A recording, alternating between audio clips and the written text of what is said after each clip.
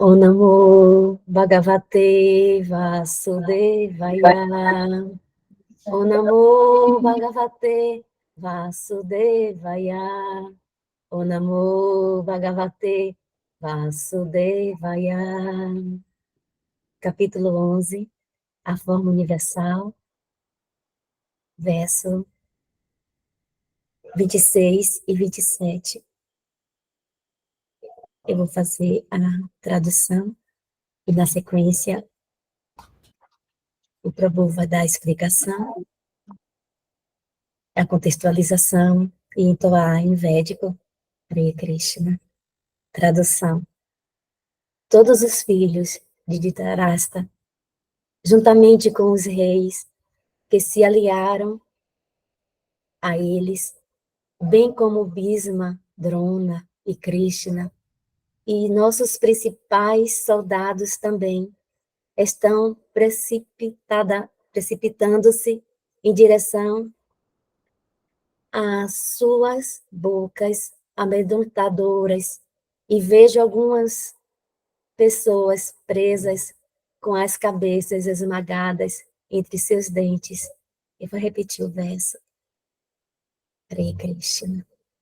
Todos os filhos de Dhritarashtra, juntamente com os reis que se aliaram a eles, bem como Bhisma, Drona e Krishna, e nossos principais soldados também, estão precipitando-se em direção às suas bocas amedrontadoras, e vejo algumas pessoas presas com as cabeças esmagadas em seus dentes. Hare Krishna. Verso 28. Tradução. Assim como as muitas ondas dos rios desembocaram no oceano, do mesmo modo, todos esses grandes guerreiros entram incandescentes em suas bocas. Repetindo o verso.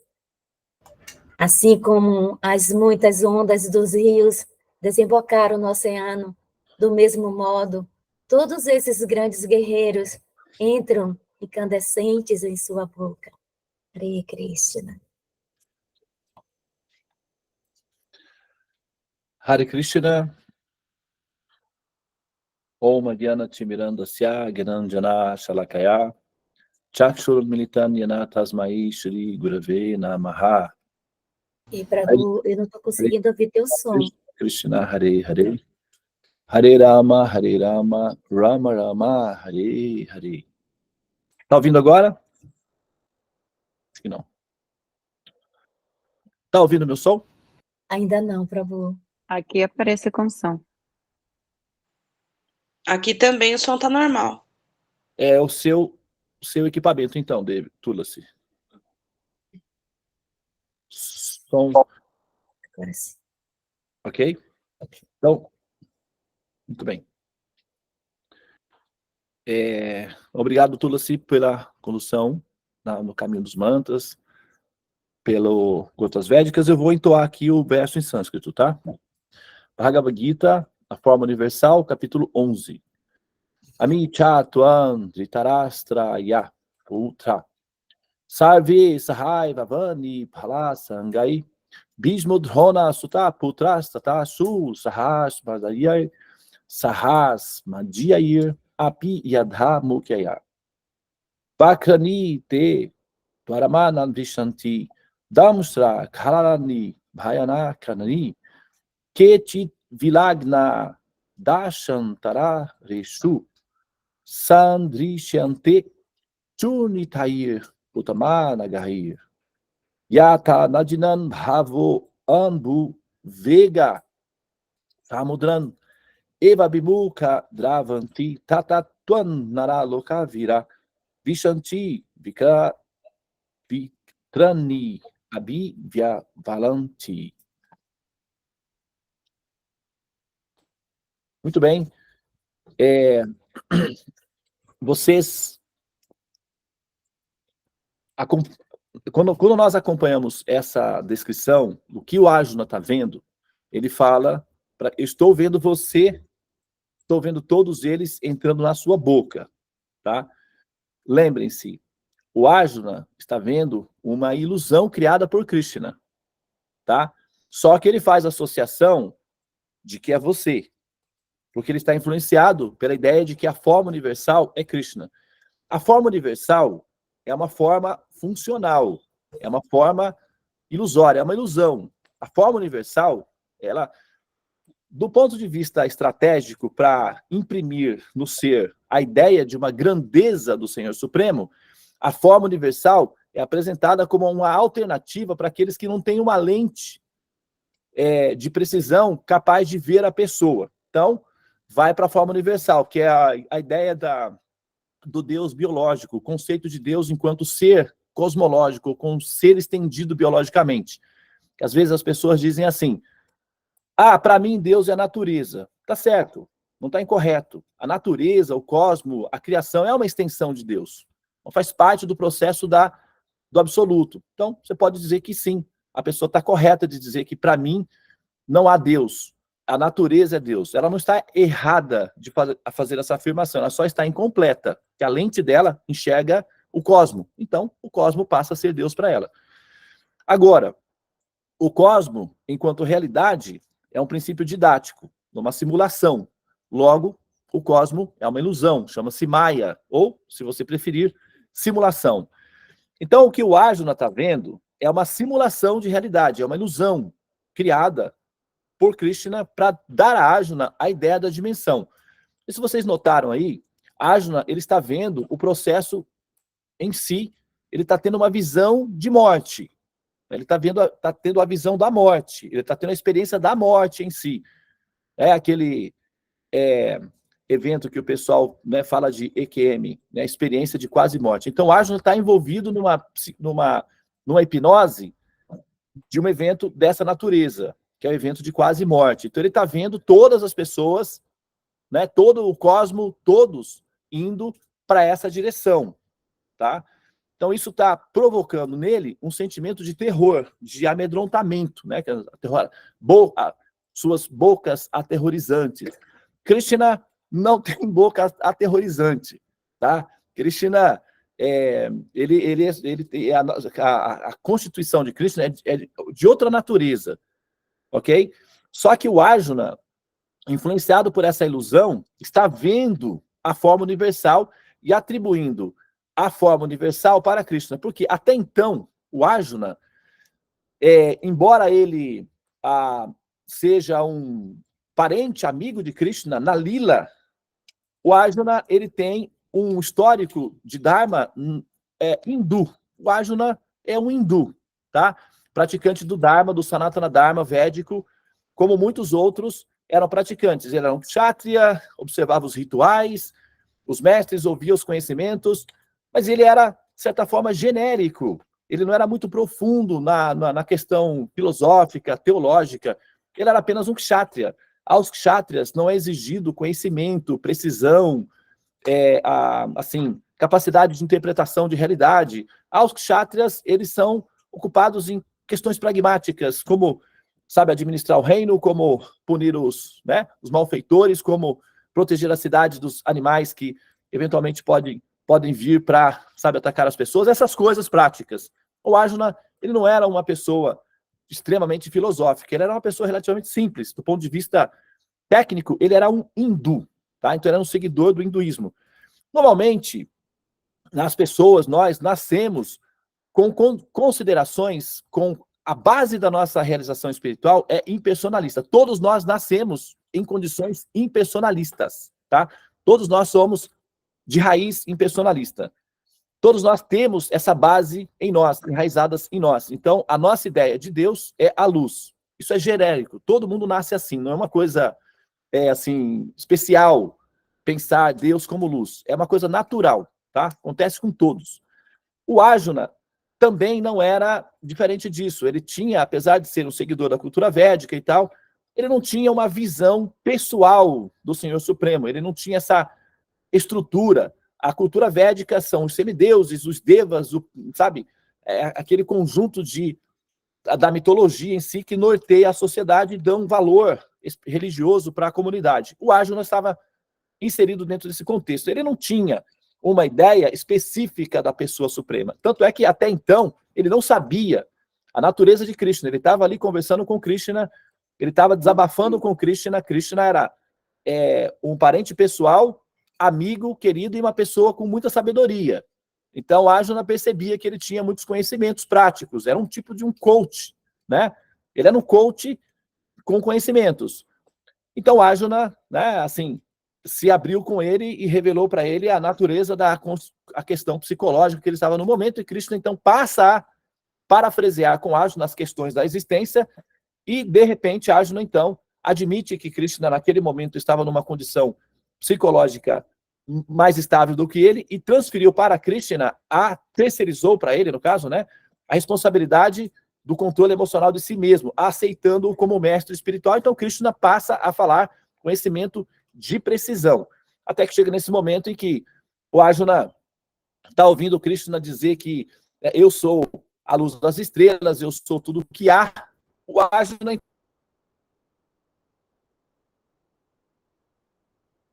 então, levanta a questão que, incluindo dentro dessa dimensão, está a dimensão, o resultado final dessa dimensão, né? O Arjuna quis ver o processo da grandeza do Senhor Supremo, o poder de Deus.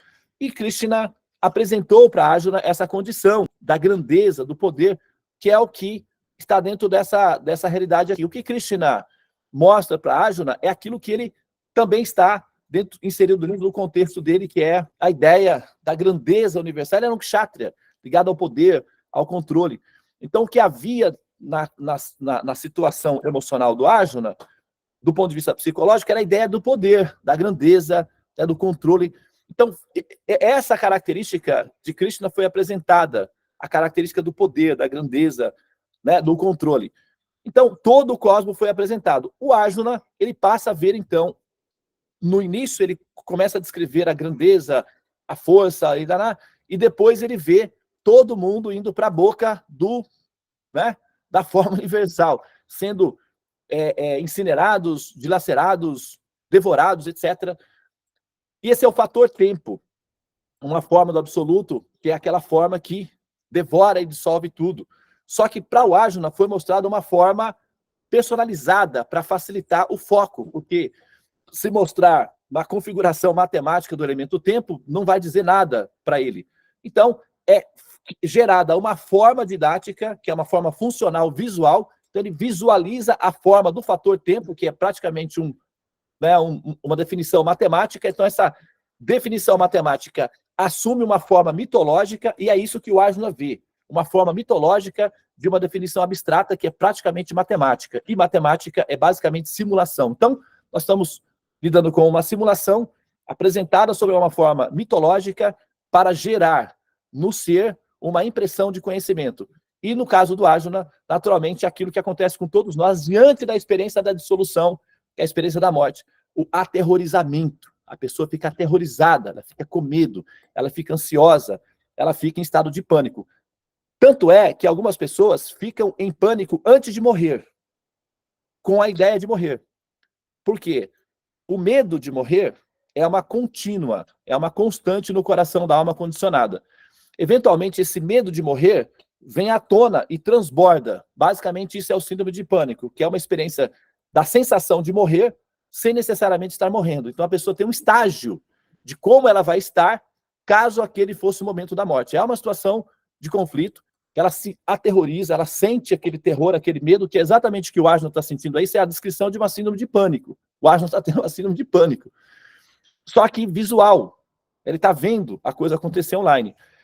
E essa é a situação da alma condicionada, quando ela vê o resultado final do processo da dissolução da simulação.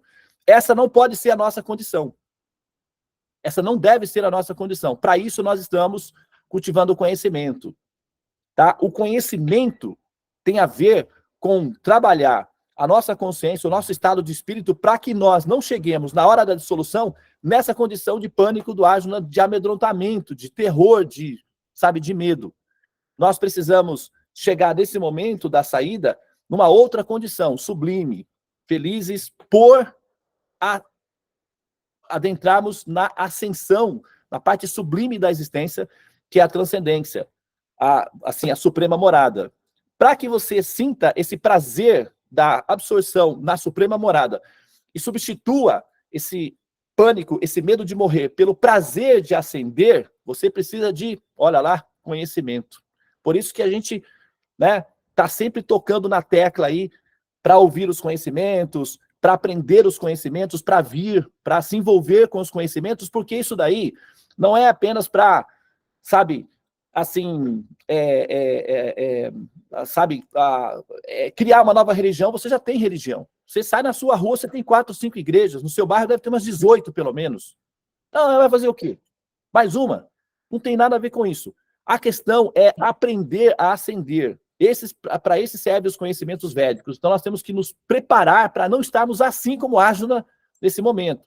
Então, nós queremos substituir terror e pânico por prazer e sublimação na ascensão, felicidade em ascender. Essa é a conversão que nós estamos pretendendo aqui, né? E quem tem ouvidos, ouça. E quem tem olhos, veja. Conhecimentos védicos têm essa função, tá, pessoal? Nós estamos fazendo, como vocês sabem, né, o Krishna Lila aos sábados.